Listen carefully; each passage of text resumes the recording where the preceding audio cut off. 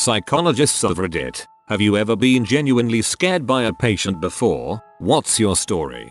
Clinical psychologist here. I used to work in a prison and did a parole evaluation for an inmate that was a high-ranking gang member in a national gang. By his account, he was the highest ranking in the state. In fact, he was placed in that prison to hold his people accountable and keep the peace. He had a long violent record and was, in my opinion, a genuine psychopath. Part of the eval is discussing the crime and assessing remorse and whatnot. He was so clinical in his description of how he tortured and left this guy to die over an unpaid debt. Live by the sword, die by the sword was his phraseology for the act, like it was nothing. He was also very nonchalant about his ability to take care of his business while inside. I believed him. He had only spent 18 months of his last 15 years outside of prison. My recommendation was not to parole him. There were various factors that I gave, and in the end the parole board went with my recommendation. So the part that actually scared me, this was my first parole eval,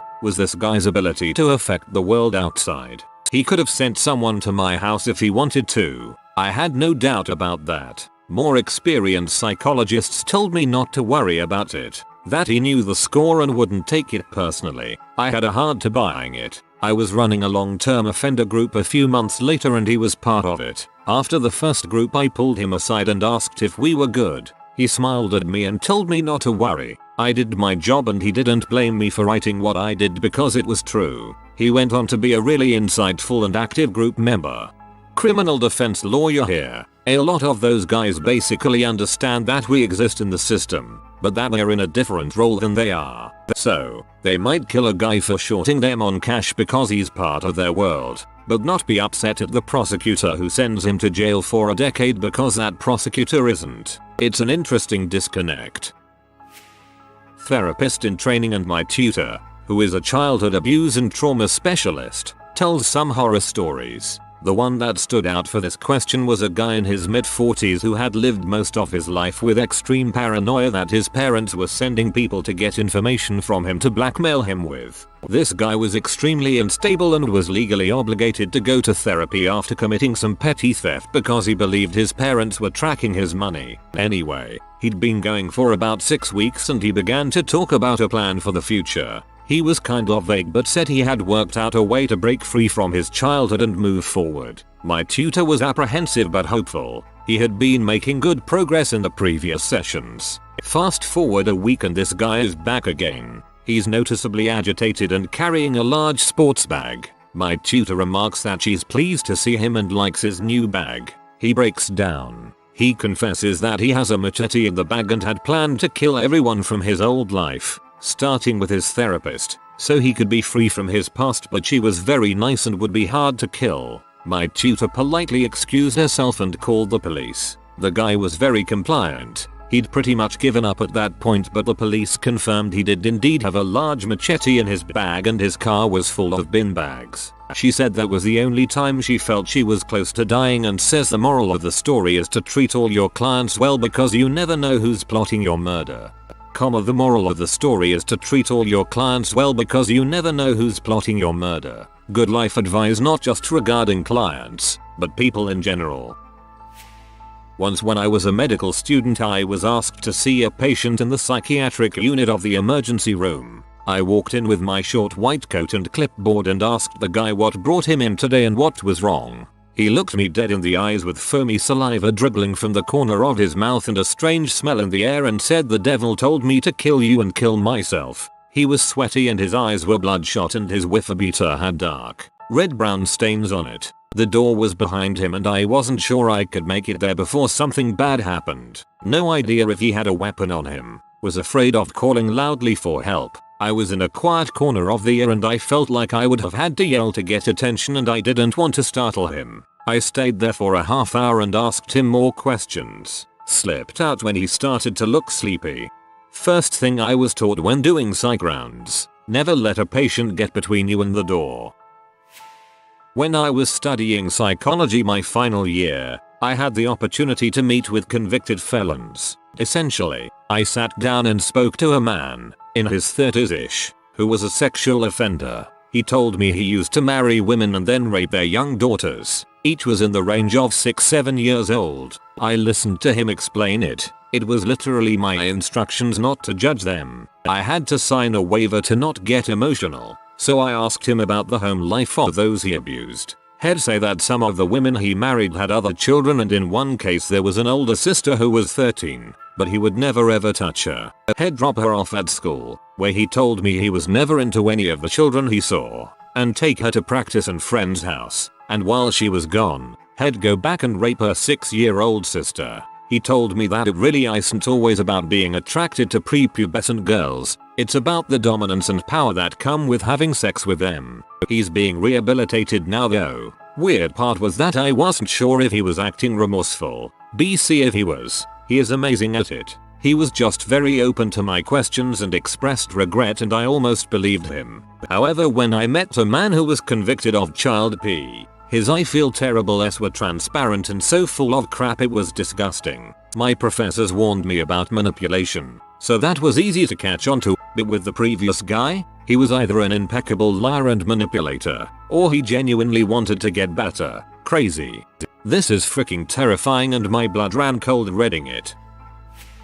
I'm a therapist, but not a psychologist if that matters. I used to work in a facility for kids and adolescents with pretty intense behavioral issues. Even when a client was aggressive, I was usually able to de-escalate them, and I generally didn't feel unsafe. In fact, most of the time I was concerned about their safety during outbursts. With one exception, I had a client that was pretty strong and prone to intense tantruming. This client was acting in a way that wasn't safe, had a plan to seriously hurt another resident I think, so I had to put them on restriction, within staff eyesight at all times. Their response was to run up to me and attempt to choke me. Luckily the staff got there in time and prevented this kid from seriously hurting me. On another occasion, this same client also took apart their curtain rod in their bedroom and swung it at my head. I dodged in time. Oddly enough, this client and I had a pretty good relationship the other 99% of the time, and I generally enjoyed working with them.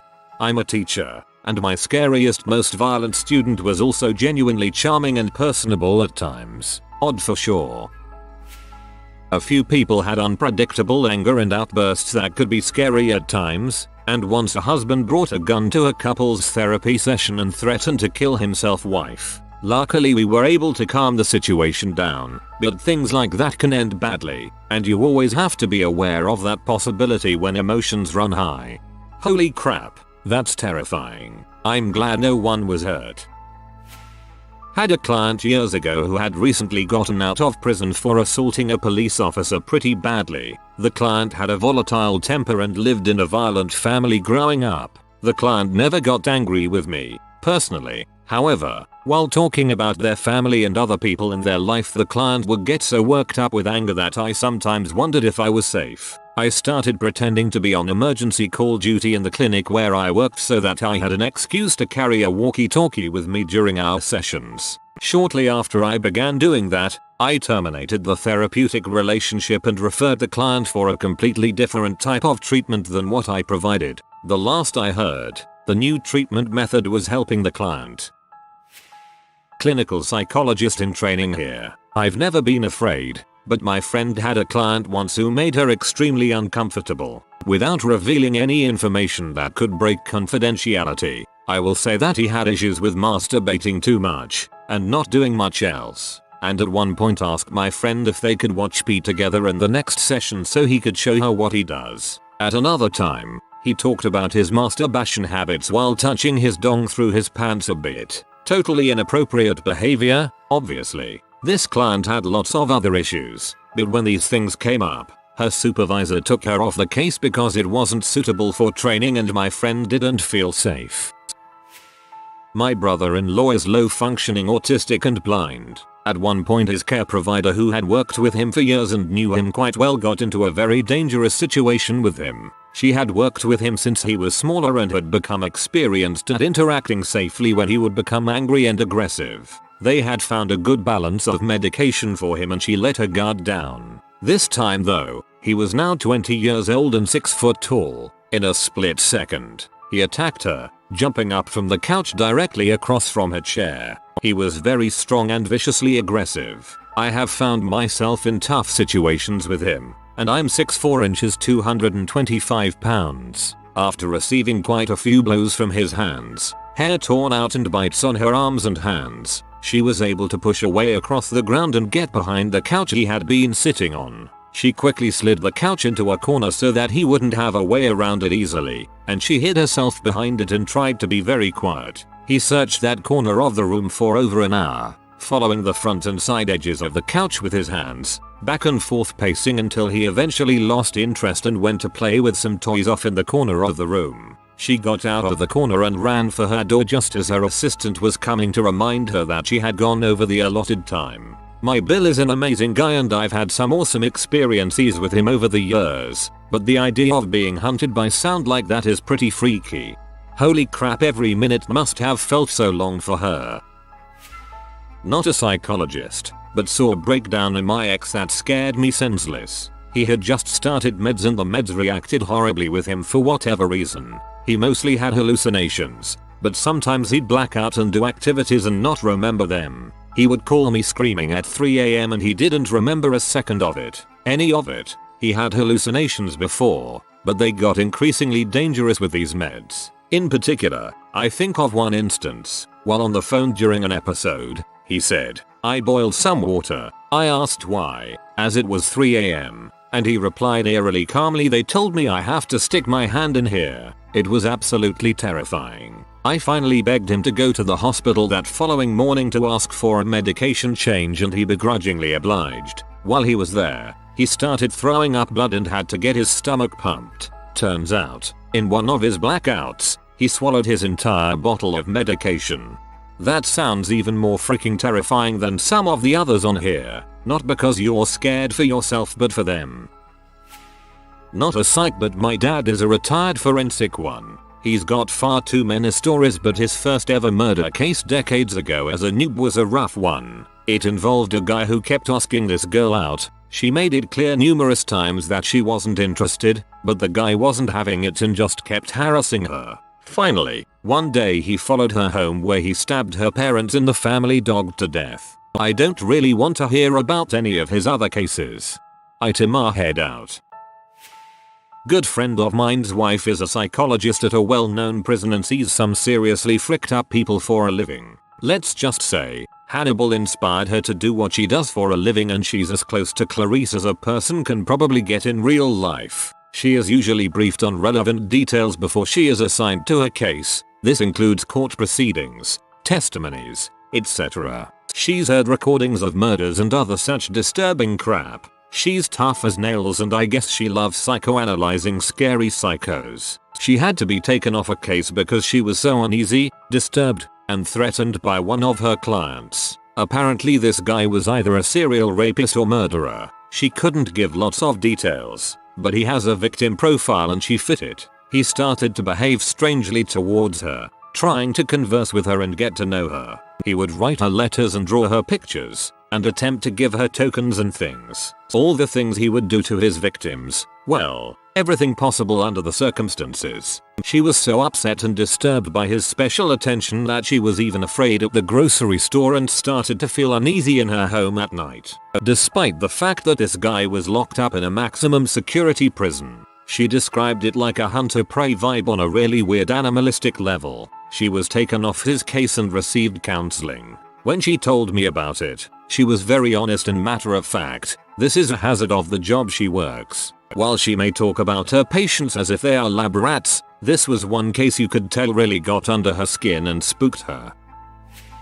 Not a psychologist, but I work at a psych hospital. Your first experience with a patient attempting to seriously injure or kill you is always frightening, but most of the time, at least at my workplace, it's more heartbreaking than scary.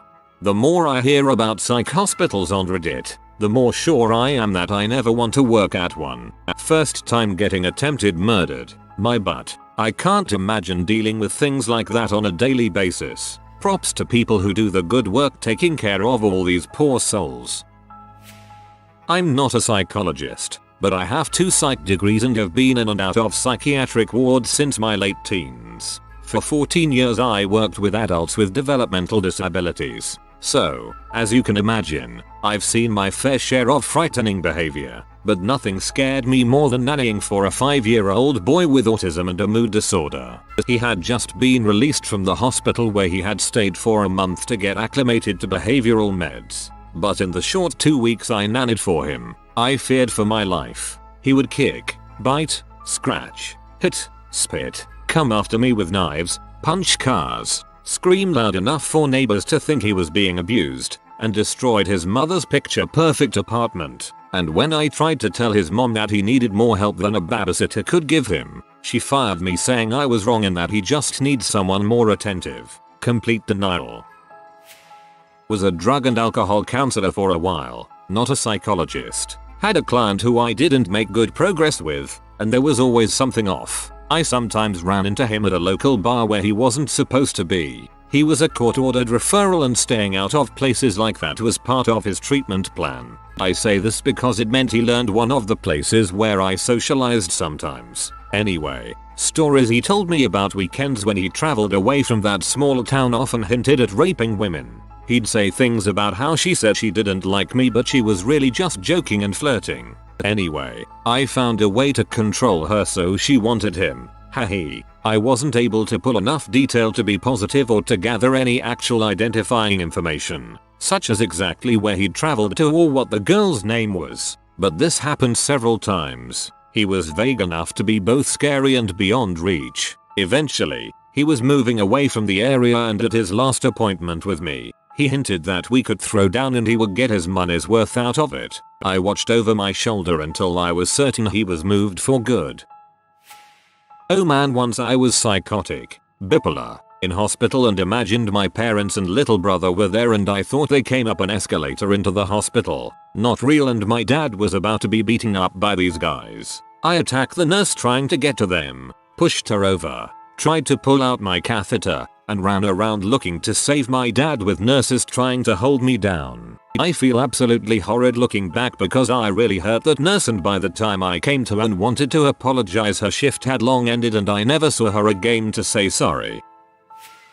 Obligatory, not a psychologist, but I used to work as an aide in a special education classroom in a middle school. The year I started, a majority of my workload was 8th grade boys and 2 of them had deeply troubling behavioral issues. One kid assaulted a girl in his class, at school, in front of a bunch of other kids. He actually got arrested for it, but the school couldn't expel him because of his disability. For the rest of the year, he was forbidden from being anywhere, including the lunchroom, with her. I spent a lot of time essentially babysitting this kid, and because he didn't give a frick about school, he did practically nothing during his time in the resource room. The last I heard, he'd been arrested again for breaking into someone's house and stealing a handgun. But the one who scared me was completely antisocial, to the point of threatening to hurt himself or others when a field trip or school assembly was coming up. We eventually had to tell his parents in advance so they wouldn't bring him to school. He talked about death constantly, all while extremely medicated, so it was a very muted, mumbled, and through a 1,000-yard stare with spittle coming from his mouth. One of the teachers was pregnant. She wasn't his teacher, but he knew who she was, and one day he asked me would Mrs. X's baby live if someone ran her over in a car. I told him I didn't know and tried to change the subject. Then he asked what if someone cut her stomach open? What if they stabbed her? What if she had been dead for a while and no one found her? This really freaked me out, and I had to report it to the SPE teacher. When I told her, she said he had asked her and other students the same thing and scared the crap out of them. She said the pregnant teacher had been advised to avoid him, in case he did or said anything to upset her. Not being able to kick a kid out because of their disability is absolute balls and is endangering people. Schools are supposed to be a safe environment and crap like this really ducks that up. Not a psych, but I worked with parolees for a while as my first job. There was one guy that still sends shivers up my spine whenever I think about him. He came in straight from court and sometimes we didn't receive the details of the offenses before we met with them. This was one of those times. I called him into the office and started going through his paperwork, rules and restrictions of his order. how often he had to report, etc. He started requesting a male officer and stated that he hated females and got along better with men because they understood him. At this point, I still didn't know what he had done to be on parole and he did not want to disclose anything. He spent about 30 minutes talking about how he was the victim of the crime and that females had it out for him. He was very hostile and kept looking at me with a disgusted look and sat with his arms crossed. The paperwork finally came through about an hour into the meeting. He was on for some very serious and disgusting offenses against females. I then let him know that I had received the paperwork and asked him to discuss what had happened. We were asked to get their version of events. It was like something switched and he suddenly became very happy and almost proud of what he had done. He kept standing up and acting out what he had done in detail while smiling the whole time and asking me what I thought of it all. Without going into detail about his offenses, it was very graphic and hard to hear, and the fact that he appeared to be so proud of it was just chilling. He also kept asking whether I thought he was the victim of the crime and at one point asked me if I had any contact numbers for victim compensation for himself. Towards the end of the meeting, he was trying to charm me and kept asking me what time I was finishing work and whether I was parked nearby. I left with a group of my colleagues that day. He ended up back in jail about a month later, and while I am all for rehabilitation of offenders, I sincerely hope he stays in there.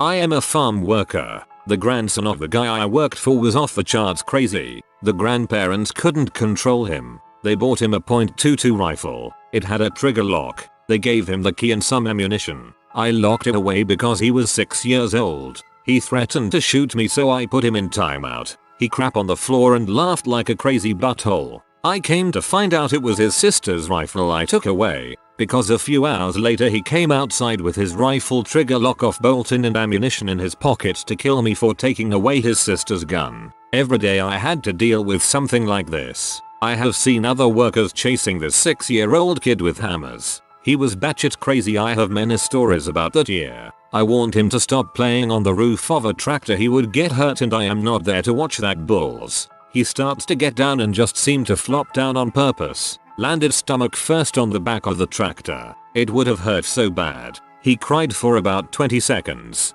then cackled with laughter. He probably broke ribs and I saw massive bruises on his stomach when he lifted his shirt to check for cuts. I watched him kill baby chickens by first saying how cute and petting them, then standing on them. He tortured the farm dog to the point it growled when he went near, and at one point I actually had to stop the dog from killing him. It had him by the back of the neck and was chomping down. He was crying, then burst into laughter. I can't speak enough about this kid to convey the frustration he would cause. He scared me, and I was on a farm where aggressive black Angus bulls were a daily thing. Everyone hated that kid, and I am relieved I am not around him anymore. He's coming your way, psychologists. That is a freaking serial killer in the making. It always starts with animal torture because of how vulnerable they are. If you are new to the channel, you can subscribe. I publish new videos every day. Until then, check another video.